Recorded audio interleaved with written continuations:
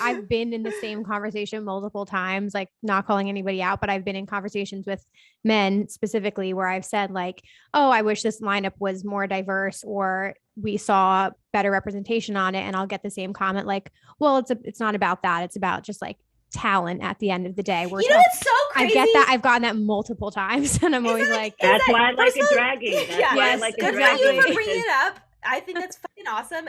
And what's so crazy is that it seems to be changing. Like there are more women producers releasing music. There are more like I see more of us like in actual music making form.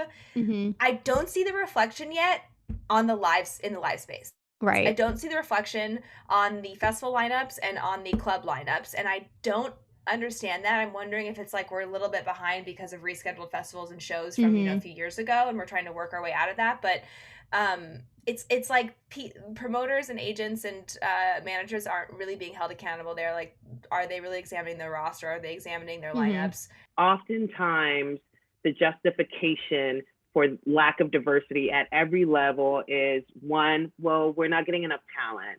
And they criticize the development channel, right? Well, like if the candidates aren't out there, what are we going to do? They do this in every industry and every place where diversity is called for. And two, well, people don't want to, especially in the entertainment industry, people don't want to see it.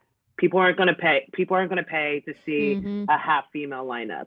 That's bullshit. And the only way you can tell them that's bullshit is by publicly dragging them online and saying publicly, loudly, that's bullshit. That's the only way. And historically, throughout history, boycotts and like withholding money and being loud as fuck is the only way change has been made. That's true of the civil rights movement. That's true of the gay rights movement. And like, not to say that this is that, but the only way to hit corporations where they hurt is in their pockets and in the court of public opinion. And that is why I say, go fucking drag their asses. For the first time in history, we have egalitarian access to content. So make content and be loud about that content that says, y'all are bullshitting. Like Live Nation, bullshit. Sorry. Like, no. And like, here are 15,000 tweets about why that's bullshit. And that's how,